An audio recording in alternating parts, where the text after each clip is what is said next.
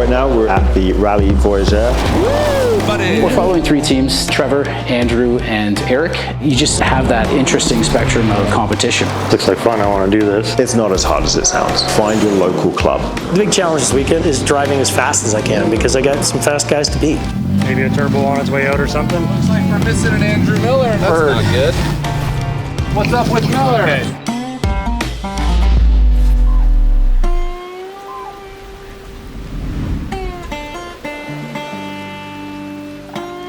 So this is Bob, that's Fiona, Nikki Wub's up there, and that's Phil over there. He's the pushy one.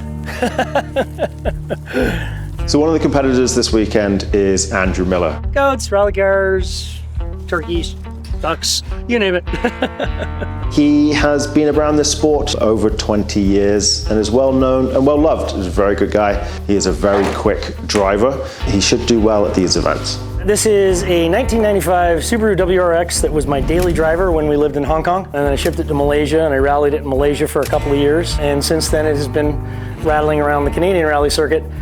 Everybody in the sport is supportive. If you want to get started and you want to know, hey, what's the best car to start with? There's people in the clubs that have been doing this for 6 months and there's people in the clubs that have been doing this for 60 years. There's a lot of experience and a lot of help out there if you do want to get started. I'm on a little bit of back foot. I haven't had a lot of seat time the last couple of years. You know, I'd like to, a minimum podium, but you never know. Something might happen. Hopefully we'll make it through this one without breaking anything as well, but you never know. That's why there's all these spares and stuff hanging all over the place. Some of the guys that I used to be quicker than are now much quicker than me, so my goal is to stay in front of Trevor. Yeah. Jack stands over behind the Grom there. Oh, yeah, great. My first rally, it was 94. So I've been at it for a while. On and off, obviously, because of budget and things like that, change your fortunes, but I keep coming back. I'm sure I've forgotten something. Ow, man.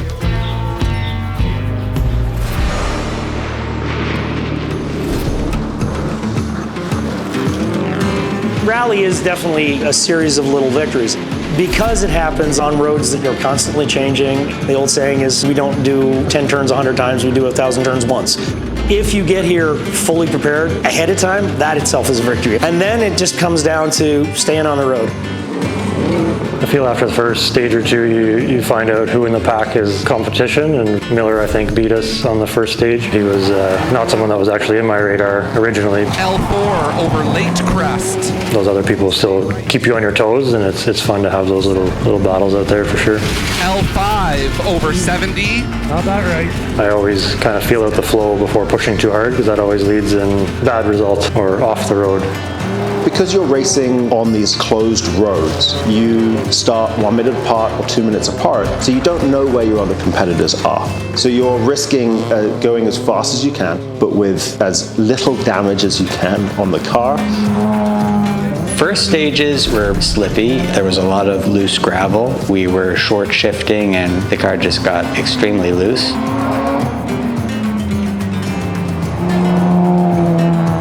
As you go throughout an event, as you go throughout the race, there's different aspects that change. You might have called a note wrong. Next thing you know, you're going wide on a corner. Next thing you know, you get a flat. I mean, for anybody that's been in it for any length of time, that's rally.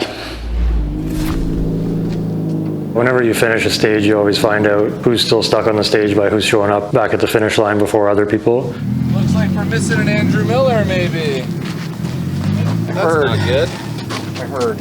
No, bummer. Oh, you heard that? Well, on the radio. What happened? Don't know. All I heard was, hey, has anybody seen car 33? What's up with Miller? Okay. The first thing that goes through your mind when you don't see someone show up is obviously their safety first. We passed Miller and Goldstein off on the right-hand side of the road, but they were both okay. The triangle was out and their okay with sign was up, so we knew that we could continue going. I have a corner marked in there. Caution, Martins. That's Martin Donnelly went off years ago on that rock. We could probably limp it back. And then about 2 or 3 corners later, I have a 6 left over crest, believe, meaning, stay in it. We were a little early in the notes. And I hit Martin's caution corner at believe status. And that did not go so well. Those are the stories you remember, and a crash or something, it just forms part of, your perseverance on to the next event. souvenirs. That's part of the challenge of rally as well, is, you got to get the car to the finish. We were talking earlier about the small victories. This is a small loss. I was having a lot of fun before it happened. So you tend to remember the lot of fun and a little less of the lot of heartbreak and anguish after the fact. And I'll come back and have a lot of fun another day with a repaired vehicle. Well, ladies and gentlemen, they don't always end the way you want them to, but still a lot of fun. You want your competitors to be able to race, and you want your competitors to be competing so you can race against them as well. And the family of rally really does enable you to do that. L4 over crest. Canadian rally is a good way to be social and hang out with friends, and it's a great adventure. It's a great rally family that the team becomes. It's such a community to be a part of, and it is just such a team sport between all the teams. It's not so much being competitive, trying to see the other team lose, but you just really want to get out there and just do your best and see how you compare.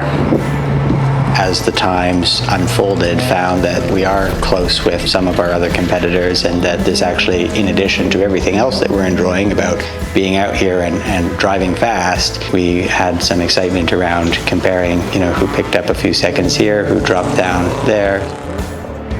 So when you start to experience that flow, that's where rallying starts to become a lot of fun. Everything is running perfectly. I did a good stage. I beat my time from last year. I'm going to come back next year and I'm going to stay in this sport.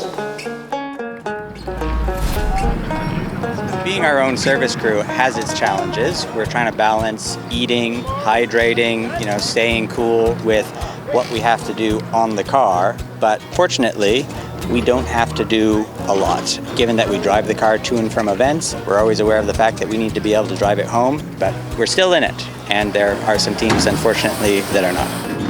Service for us, because we couldn't change the turbo, it was just routine, take the wheels off, check the brakes, check over suspension, nuts and bolts. It's just so fun to be in the car, sending it with your buddy on some gravel roads, and Trevor just being such a dialed mechanic, he has the car prepared so well and a plethora of spares in there, so when we face some mechanical problems, we're able to get it dialed and get back out.